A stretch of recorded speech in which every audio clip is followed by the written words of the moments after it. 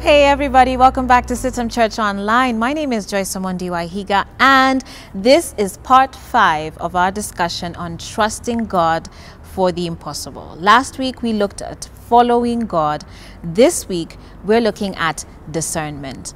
There's a way that when God gives you, or when an opportunity comes your way and you believe that it's from God, but perhaps it isn't. Are you sure that it is Him who has said it? We're going to be looking into this discussion today, again with Pastor Tony Ajiduah. Welcome to the show.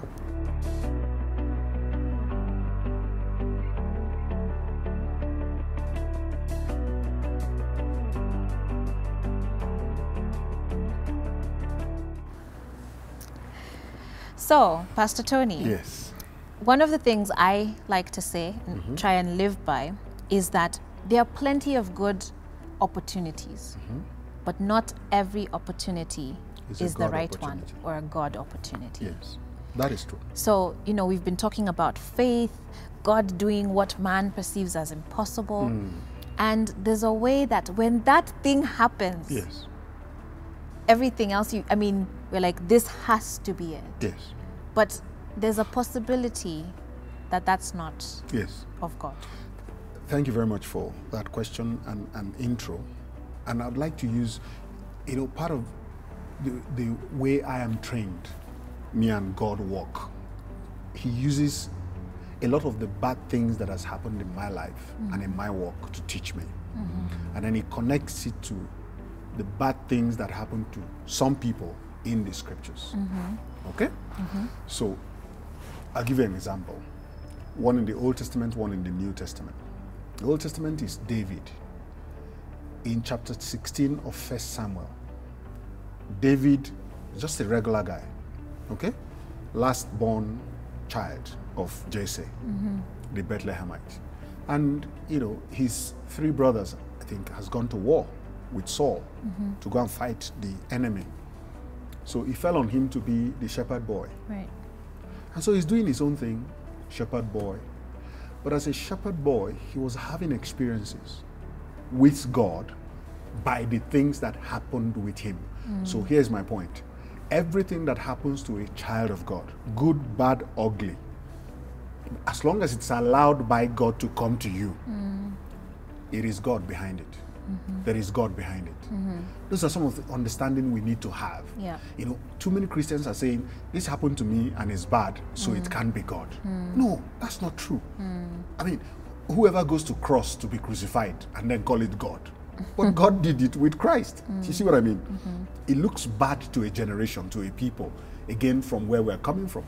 But anyway, so David is here being a shepherd boy. And I'm going to introduce this so that we can talk about it maybe some other time.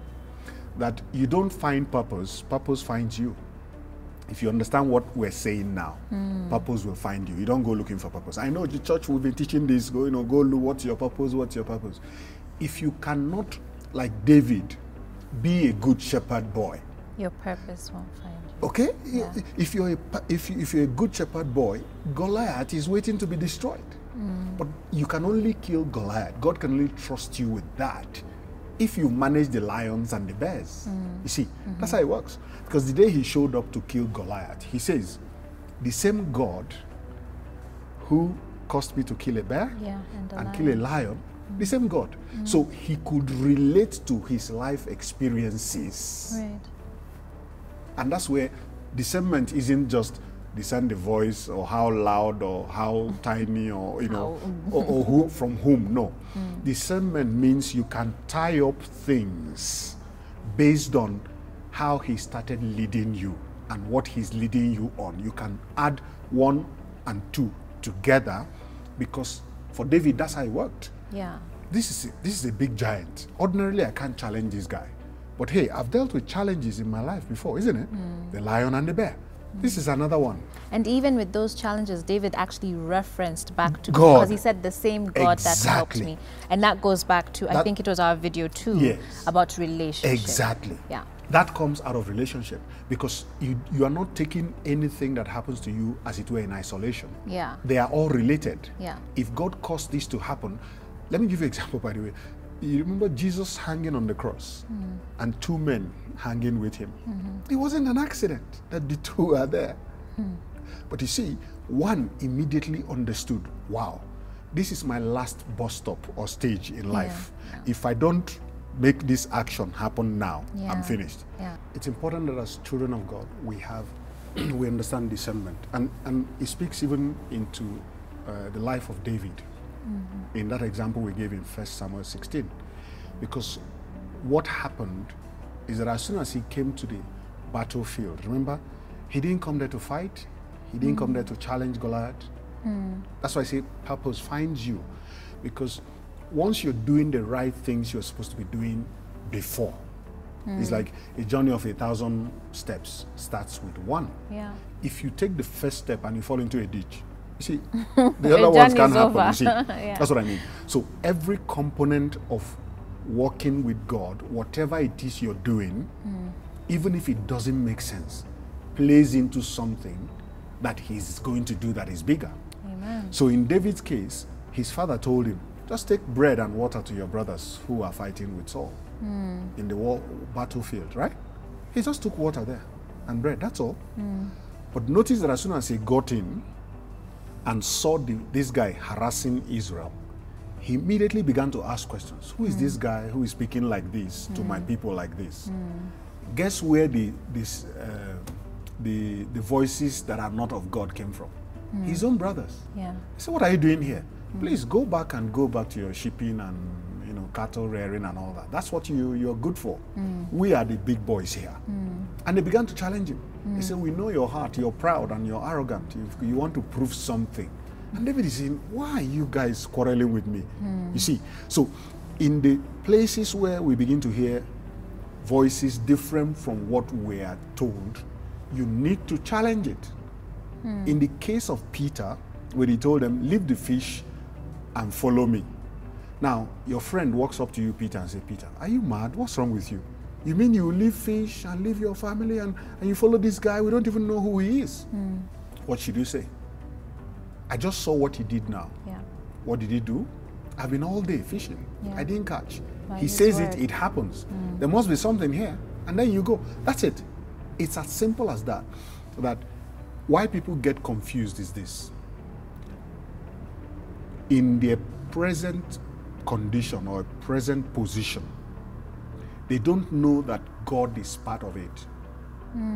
Yes. As difficult as it is. It's as difficult as it is. They don't know God is part of it. Christ did something on the cross. The Bible says he gave up his spirit. Listen to this. He gave up his spirit. But these two gentlemen refused to give up their spirit. So what happened? When the soldiers came round to do the round to see if they are dead or not, they found them alive. What then happens? They broke their bones. And Christ they could not touch because he's already gone.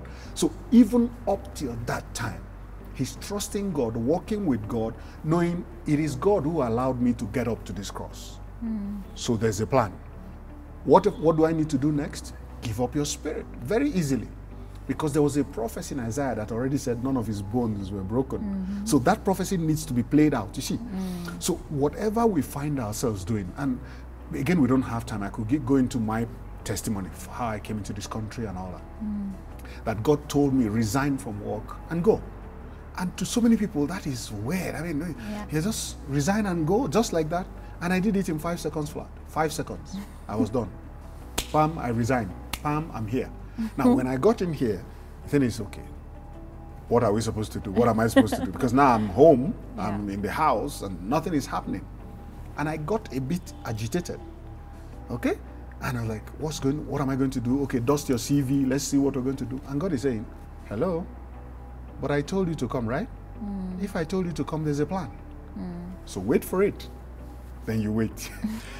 And then while you're waiting because now I have his word. And maybe we will do 6-part, I don't know, of this program to hearing God, because it's very key to what we're talking about. Many Christians don't know how to hear God. They don't know they're hearing God. They're already hearing. And so when something arises that is a challenge to how we should go and function, we begin to doubt. Because we don't know, did I hear God? What happened here? No. All you need to know is this God that you're following, he's figured it all out. Right. Every bit of your walk with him is all figured out. He wants you to trust. Just trust. Trust that he knows what he's doing. Trust that he formed you in your mother's womb. Trust that he made you a Kenyan and not a Japanese, for example. Trust that, do you understand, all the things, components of your life up until now is God. Trust it. And then that gives you confidence to say, you know what, Lord, if you can bring me this far, then there's a plan for tomorrow. There's a plan for the future. I do not have to know the plan. I do not have to see it. Again, David didn't know that a Goliath was there challenging Israel. He just took bread and water to his brothers. And then boom, this challenge comes up. And then he addresses it like he would address every issue in his life. The God that helped me kill a bear and kill a lion can also make this happen. Why not? Victory was done. In a jiffy. That's how it works. So we need to be able to trust our process, I think is my point. Because if you don't trust the process that brought you this point, like they say in the world, if you don't know where you're coming from, obviously you won't know where you will go to. We have to, and David put it like this, I meditate on your testimony. I think about your precepts. On my bed at night, I meditate upon the things you did. Because if you did them, that means there is more ahead. As long as I'm alive, there are more things to be established through my life. It's just the way we think. That's the bit that I will, how I would like to leave it for now. Because of time. Just to kind of wrap up or to summarize this, I think what I'm taking away from what you're saying is there's a tendency for us to look at our lives and the things that happen to us, good or bad, in very isolated situations, very isolatedly.